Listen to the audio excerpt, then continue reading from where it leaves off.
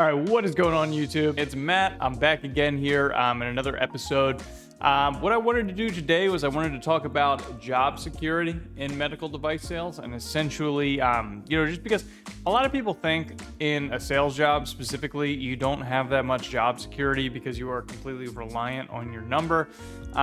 I do want to make some arguments that I don't think that is necessarily true, and for the arguments that I am going to get into ahead. So my name is Matt. I've been a medical device manager for probably about half a year now. I just started doing that, but I've been in the space for probably around 3 years as a rep. So I'd like to just take you along this journey with me, show you some things that maybe I know, some things that can help you out.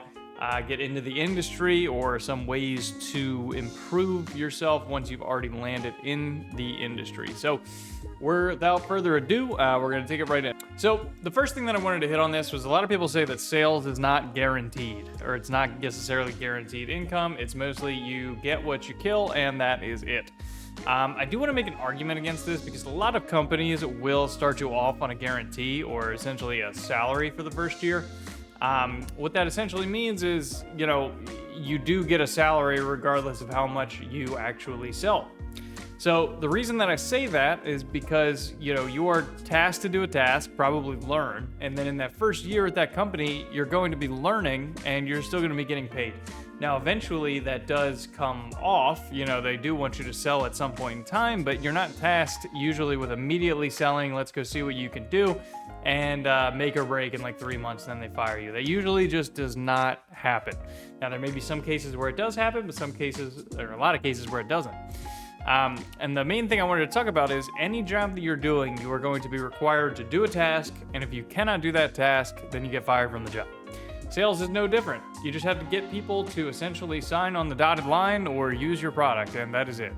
That is a lot easier than some other jobs that have other tasks, such as engineers, such as people that are doing complex math problems all day, rocket science. Those people have a job, and if they're not getting it done, they're fired as well. And the job might be a lot harder than just talking to somebody.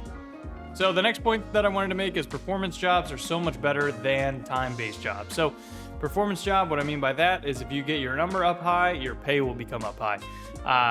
Time-based jobs is you put in a certain amount of time and you get paid for it. So really the only way to make more money is to work more time. So that's not really conducive of living, let's just say, a lavish lifestyle, because in order to make a lot of money, you're going to have to work a ton of hours, and all of your life is going to be spent doing that. Whereas in sales, if you get more sales, you can have things kind of on autopilot. You can actually get more time back into your life while making more money. So job security that way, life security, those kind of things. I would rather work my tail off to have the first thing than, get the latter. So another thing I wanted to talk about is sometimes it can also almost be impossible to fire you in sales. If you have such a high number and such amount of physicians that count on you, it can almost be impossible to fire you because they're not going to be able to find anyone to replace you. Most other jobs that go and, hire you based on time have positions that can be very easily filled if you left. Data crunching, other kinds of jobs in that nature. Most people have those same skills. So they'll be able to find someone to replace you quicker. But if you have a large book of business, your clinical skills are sharp, and you haven't ran into any issues, and you're responsible for a large book of business, you're probably not going to get fired, and you probably have more job security than the President of the United States. And another thing I wanted to get into is that physicians need these items most of the time. So these are going to be items that you need to get for these patients, and they can't facilitate getting it without you. So the reason being, this job is not going to all of a sudden just drop the floor on you, whereas some companies will. I mean, if you're working at a bank and that bank closes down, or you're working on some floor and they don't need you anymore because of budget cuts, they can just do away with you rather quickly. Medical device sales, like I was hinting at before, if you have a large book of business, it's going to be much, much harder to get rid of you. There's also a lower chance of a whole entire company going underwater than, potentially the position you're at somewhere else. So one more thing I also wanted to get into is that replacing a rep is actually hard. Reps do a lot of things. Excuse me. And the physicians know the reps.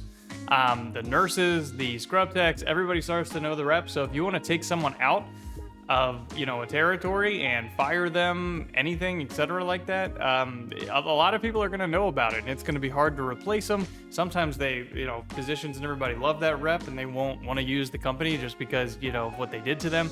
That doesn't happen often, but, you know, it still could happen.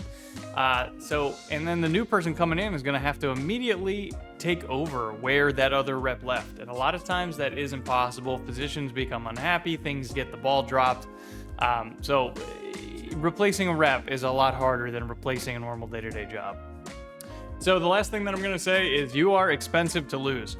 When a company makes an investment on you, and they make that investment on you by hiring you in the first place, you know, if you leave immediately or they fire you immediately, essentially it was a waste of a whole entire year, 3 months, whatever they decided to do when they were looking to hire you in the first place.